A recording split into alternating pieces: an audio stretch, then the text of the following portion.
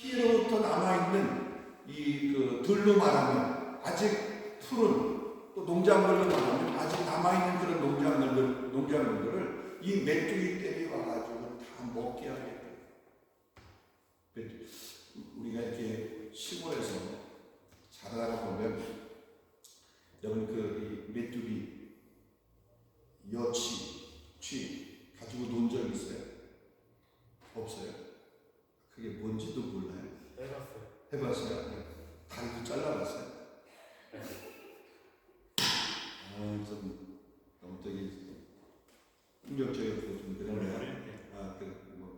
목사님 해봤어요. 다리도 잘라놓고 또 이게 다리만 잡고 있으면 이렇게 끄덕끄덕 하지 않나요? 여러분 그거를 하나, 두 개 이렇게 볼 때는 또 그 가지고 있을 때는 그게 귀엽기도 하고 또 그가 노는 것들이 재미있기도 하고, 근데 그것이 때를 이루어가지고 이렇게 한번 보게 되면 농작물 같은 것들이 남아나는 것이 없어요. 그냥 한번 지나가고 나면 완전히 그냥 초토화가 되는 거예요. 완전히 그냥 먹을 것이 없을 정도로, 살아있는 것이 없을 정도로 그렇게 되는 이런 모습입니다.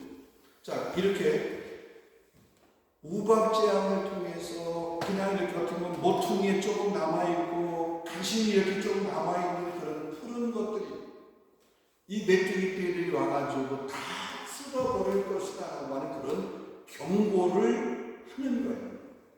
지금 1절부터 11절까지가 뭐냐면 그런 메뚜기 떼에 대한 그런 경고를 하고 있는 거예요. 자, 그렇게 하자 이 메뚜기 떼가 애굽의 온 지방에 가득할 것인데, 이러한 애굽이라고 하는 나라가 세워진 이래에 전에도 없었고 앞으로도 없을 그런 엄청난 피해를 그냥 완전히 초토화시키는 그런 피해를 입힐 것이다 라고 하는 그런 경고를 하는 거잖아요. 그런 예고를 하는 거예요. 누가? 모세와 아론이 와서 그 예고를, 그 경고를 지금 바로와 바로의 신하들에게 그렇게 이야기하는 거예요. 그랬더니 뭐냐면 그 신하들이 그것을 듣고 나서 바로 왕에게 얘기합니다. 왕을 설득하는 거죠. 왕의 마음을 돌이키려고 그렇게 하는 거예요. 그러니까 7절을 보게 되면 뭐냐면 애굽이 왕이요, 지금 이렇게 되면 애굽이 망합니다. 우리가 지금 첫 번째 재앙, 두 번째, 세 번째, 네 번째 계속해서 이런 재앙들을 겪으면서 우리 애굽이 얼마나 지금 심각한 타격을 입었는지 왕이 잘 알지 않습니까? 그래서 왕이요, 애굽이 망할 줄 아옵소서.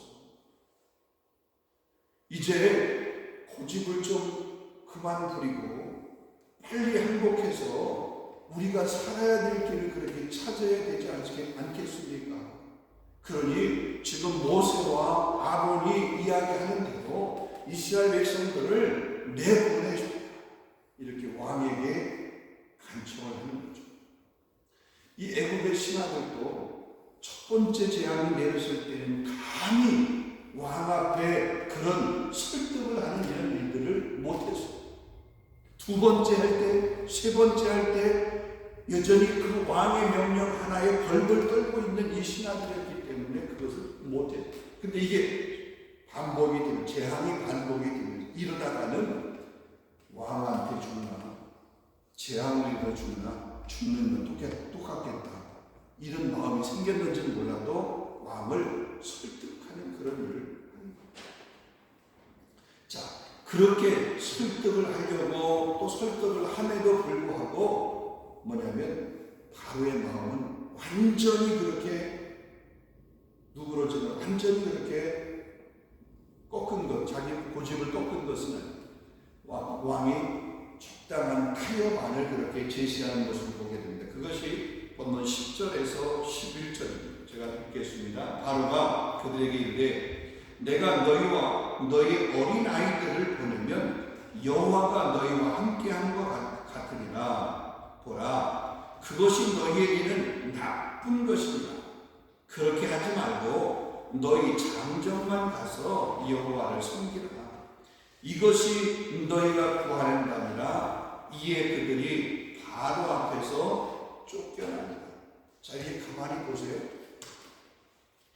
지금 이 바로가 이제 마음이 조금 열린 듯해서 신하들이 그렇게 간청을 하니까 그 마음이 조금 열린 듯 해가지고 뭐냐면, 야, 여자들하고 어린아이들을 이렇게 보내게 되면 그들이 간다고 하는 곳이 어디죠? 아직은 가나안 아니야. 출애굽해서 지금 가야 되는 곳이 어디예요? 출애굽해서 나온 곳이 어디예요? 가나안에 가기 전에 40년 동안 머물렀던 곳, 광야잖아요. 그럼 지금 가만히 보세요. 애굽에 있는 것보다는 바로가 생각할 때에 광야, 아무것도 없는 곳인데, 그 험한 곳인데, 그 힘든 곳인데, 태양이 그렇게 내리쬐는 곳인데, 마실 물이 없는 곳인데, 먹을 것이 없는 곳인데, 야, 거기 애들을 데리고 간다고? 거기 여자들을 데리고 간다고? 또 자기 아내와 자기 여자들을 데리고 간다고? 그거 하나님이 그거 좋아하지 않는 거예요. 그냥 그러지 말고 아이들하고 여자들은 그냥 놔둬. 너희 남자들과 너만 가라. 이렇게 지금 바로가 타협안을 제시하고 있는 거죠. 그러니까 이거 만약에 예배로 말하면, 야, 하나님께 예배하는 것은 동의하지만 여자와 어린아이들은 그대로 두고 가서 남자들하고 너만 가서 그냥 예배해라. 이건 뭐냐면, 내보내고는 싶은데, 아니 내보내기는 싫은데 재앙이라고 하는 것에 대한 두려움을 있고, 또 신하들이 그렇게 간청하는 모습들 때문에 어떻게든 그 마음을 또한 사야 되는 그런 마음도 있고, 그래가지고 뭐냐면 타협안을 제시하고 있는 그런 모습을 보게 됩니다. 또 다른 면으로 보게 되면 이들이 완전히 가지 못하도록 이 여자들과 부인들과 혹은 아이들을 인질로 잡고 있는 그런 모습. 그러니까 이스라엘 백성들이 완전히 출애굽하지 못하도록, 그들이 온전히 다 출애굽하지 못하도록 그렇게 잡고 있는 바로의 그 잔꾀라고 하는 거죠. 여러분, 이 바로의 잔꾀, 다른 말로 마귀의 그런 잔꾀, 하나님은 그것을 모르지 않아요. 하나님은 그걸 다 아시는 거예요. 그러니까 바로가 그렇게 잔꾀를 부리지만 뭐냐면 하나님은 그것 결코 허락지 아니하시는 그런 모습을 보게 됩니다. 자, 그렇게 하자 9절에 보면 뭐라고 하냐면, 모세가 이제 우리가 여호와 앞에 절기를 지킬 것인지 우리가 남녀노소 양과 소를 데리고 가겠냐. 그러니까 이제 모세는 우리 양과 소뿐만 아니라 남녀노소 모든 걸 다 데리고 가겠다. 근데 바로는, 야, 그러지 마. 여자들과 아이들은 놓고 가. 이런 얘기죠.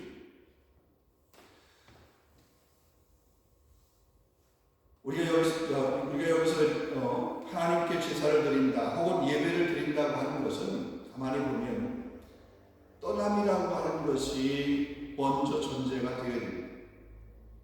떠남이라고 하는 것은 다른 말로 얘기하면 구별이라고 하는 거죠. 구별. 우리 하나님 앞에 예배를 드리는 것도 역시 마찬가지로 안식일을 기억하여서 거룩하게 예배하는 것도, 가만히 보면 내가 하던 일들이 있어요. 그게 직업적인 일일 수도 있겠고, 우리 학생들 같은 경우는 공부하는 일일 수 있겠고, 뭔가. 근데 그 뭔가 하던 그것을 내가 멈추고 그것에서 떠나야, 그래야 주의를 지키며 예배할 수 있는 거죠. 그것을 내가 붙들고 있다라고 그러면 예배의 자리에 나오는 것이 불가능하잖아요. 아무튼 나는 일을 해야 돼. 일하는 것에 대해서 내 마음을 거기에 묶어두고 있으면 주일을 예배하는 것을 못하는 거예요. 그래서 가만히 보면 하나님을 예배하는 것은 뭔가 내가 예배에 반대돼서 하는 그 어떤 것들을 붙들고 있는 것들에서 내가 떠나야 그래 예배의 자리에 나오는 거예요.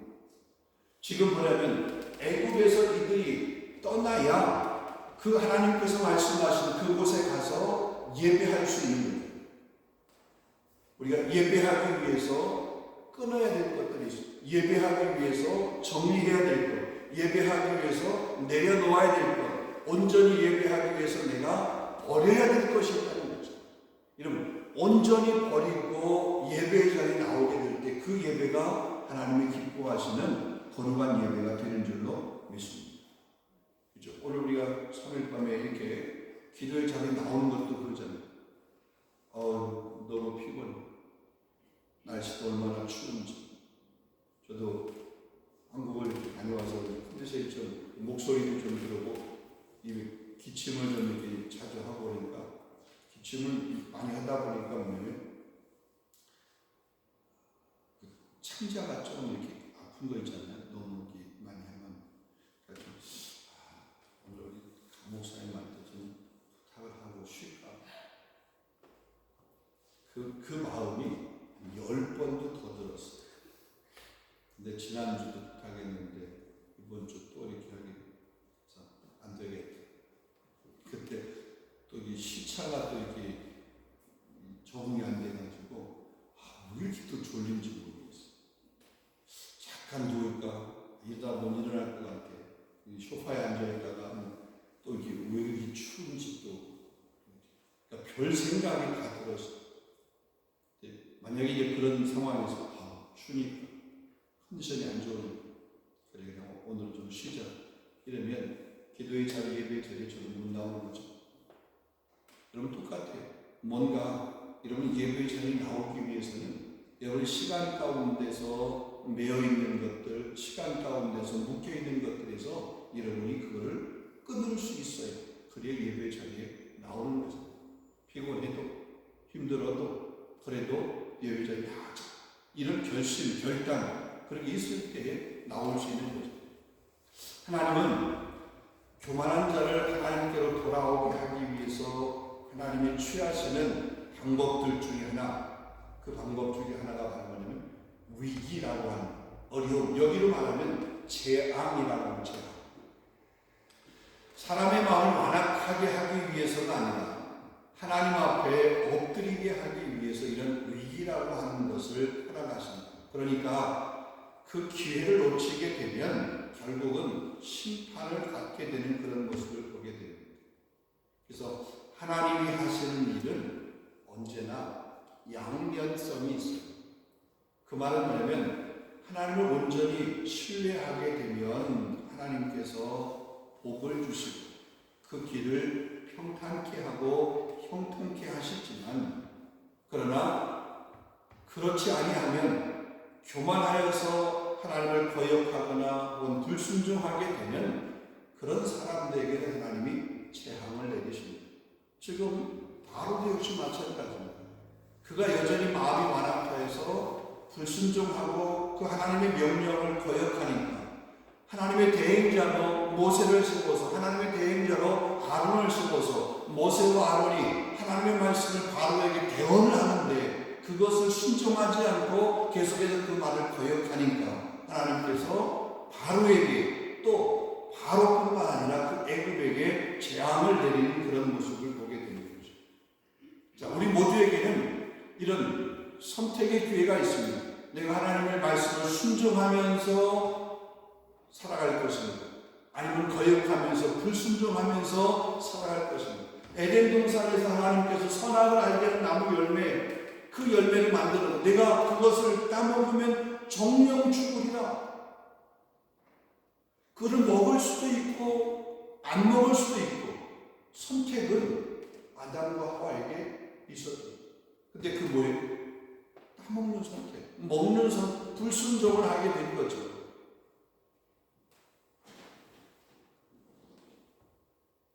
좀 더 이렇게 강한 어조로 말하면 우리가 망하고 싶습니다.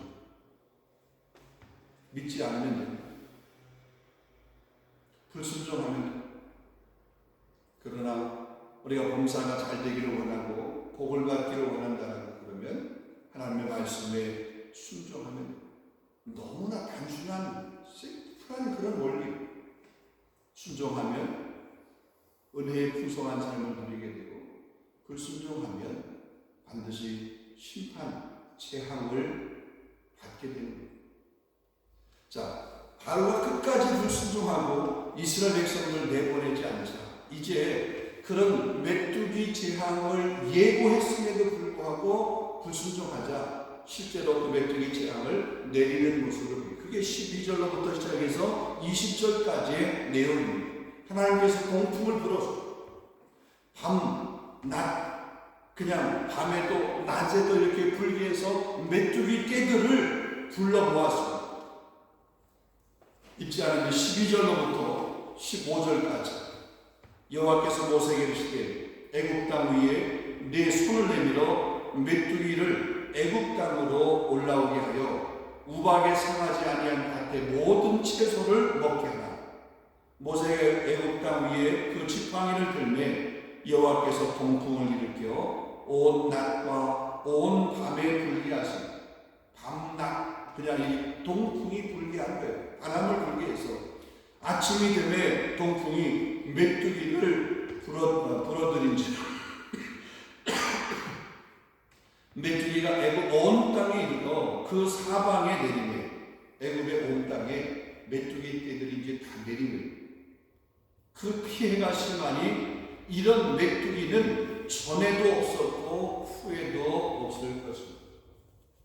메뚜기가 온 땅에 땅을 덮고 땅이 어둡게 되었습니다. 메뚜기 떼가 얼마나 많은지 그냥 땅이 메뚜기 떼 때문에 그냥 어둡게 시커멓게 된 거예요. 메뚜기가 우박에 상하지 아니한 밭의 채소와 나무의 열매를 다 먹음으로 애굽 온 땅에서 나무나 밭의 채소나 푸른 것은 남아있지 않아 완전히 황량한 그런 애굽 땅입니다. 원래 애굽의 땅은 비옥한 땅입니다. 비옥한 땅. 근데 그 비옥한 땅에 그 푸르는 그런 채소들, 그 밭에 이런 채소들, 혹은 나무에 이렇게 푸르는들이 하나도 남아있지 않아요. 왕성한 가지만 남아있게 되는 그런 모습.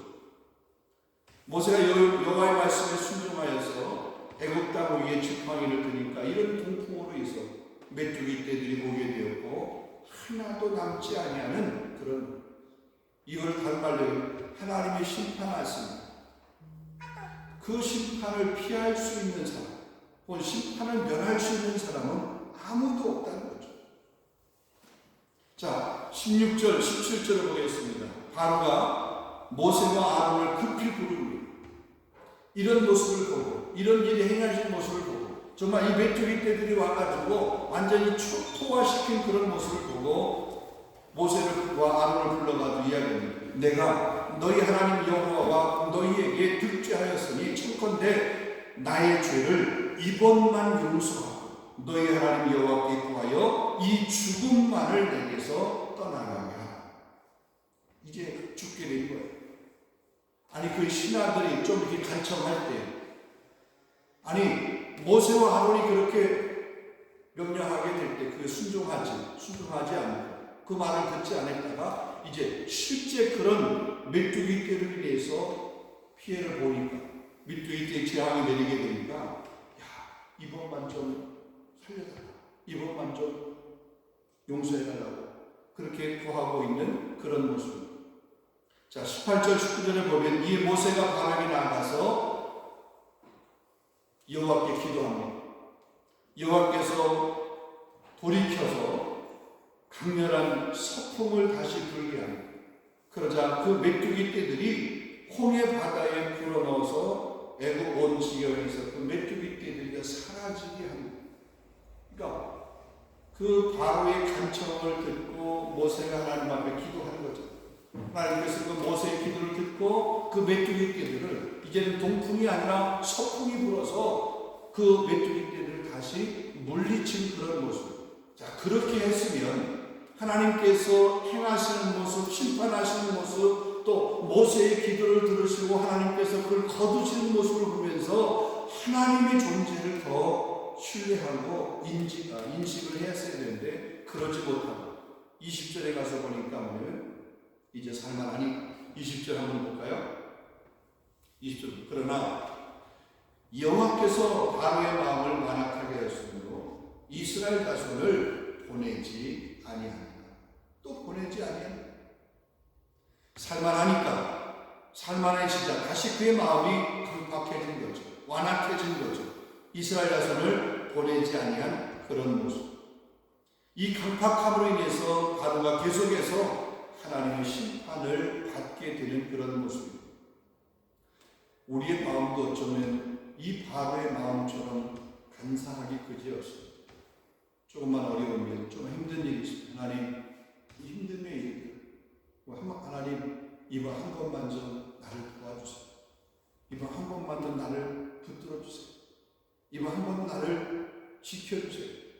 그래서 그 보호 혹은 그 지키심, 그 돌보심 가운데서 그 과정들, 그 상황들을 이렇게 모면하고 나면 계속해서 그 믿음의 모습 잃어버리지 않고 끝까지 가야 되는데 조금 지나고 나면 다시 하나님과의 관계를 멀리하는 그런 모습들을 순간만 면하려고 하는 그런 모습을 우리는 보게 됩니다.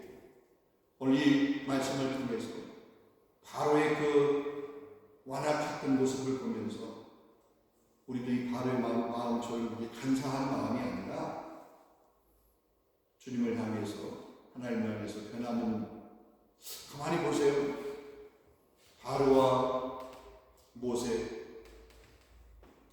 혹은 애굽 사람들과 이스라엘 백성들, 애굽의 온 땅과 이스라엘 백성들이 머물렀던 그 고센이라고 하는 그 땅, 어떻게 보면 똑같은 사람, 똑같은 백성들 혹은 똑같은 지역, 그런데 이 세계는, 두 세계는 달라요.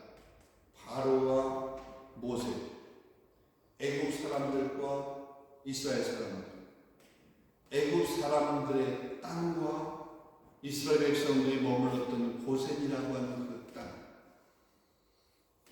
가축들이 피해가 있을 때에도 애굽 땅에는 피해가 있었지만 고센 땅에 있는 이스라엘 백성들의 그 가축에는 피해가 없었어요. 다른 두 세계가 있어요. 가만히 보면 이 두 세계는 완전히 다른 것을 보게 돼요. 하나님만이 경배와 충성을 드리기에 합당한 분입니다. 다른 신을 섬겨서는 결코 안 됩니다. 하나님의 심판의 역사가 진행될 때 하나님이 보호하시는 대상과 진노를 쏟으시는 대상은 완전히 다르다. 하나님이 보호하시는 대상, 하나님께서 기억하시는 그런 삶의 자리에 저와 여러분이 설 수 있기를 주님의 이름으로 축원합니다. 우리 삶의 현장에 이렇게 구별된 그런 삶의 모습이 있을 수 있기를 주님의 이름으로 축원합니다. 우리 한번 함께 한번 합시다. 기도하겠습니다. 오늘 말씀 우리가 듣고, 하나님, 애굽 땅에 혹은 애굽 백성들 혹은 바로 모세, 이스라엘 백성들 혹은 이스라엘 백성들이 거주하는 그런 고생의 땅, 분명히 다른 두 세계가 같은 것이 아니라 다름을 우리가 기억하며, 애굽에 머물러 있는 자가 아니라 이스라엘 백성들이 머물러 있는 고생의 혹은 바로의 삶이 아니라 모세의 삶을 살아갈 수 있는 그런 우리가 되어질 수 있도록, 또 무엇보다도 바로의 마음처럼 그렇게 간사하고, 또 바로의 마음처럼 그렇게 교만하고, 바로의 마음처럼 그렇게 완악하고 강팍한 마음이 아니라 주의 귀한 말씀하고 온전히 순종하는 그런 믿음의 마음, 순종의 마음, 말씀 앞에 붙들림 받아서 말씀 앞에 순종하며 살아갈 수 있는 그런 귀한 마음이 되어줄 수 있도록 인도하여 주시옵소서. 언젠가 주님이 이 땅에 심판의 주님으로 오시게 될 때에 우리가 그 심판 가운데서 부끄러운 그런 구원이 아니라 정말 그 주님이 다시 오심을 기다려 준비했다, 맞이했던 그 지혜로운 슬기로운 다섯 처녀와 같이 그렇게 오실 신랑을 잘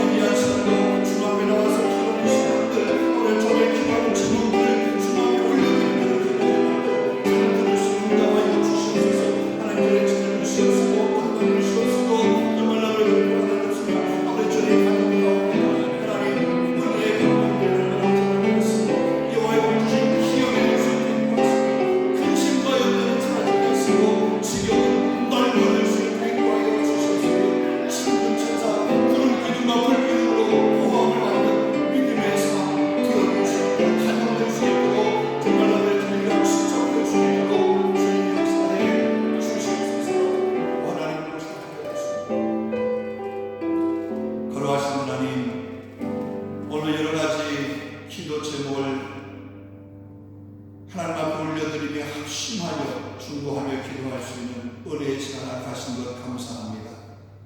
우리의 작은 실패에 응답하신 아버지 하나님, 기도한 모든 제목들 가운데 하나님이 예정하시는데 하나님의 방식대로 우리의 삶 가운데, 우리 교회 가운데, 우리 일터 가운데, 우리 학업의 현장 가운데, 우리 가정 가운데, 우리가 품고 있는 그런 지경 가운데 하나님 역사해 주실 줄로 믿습니다.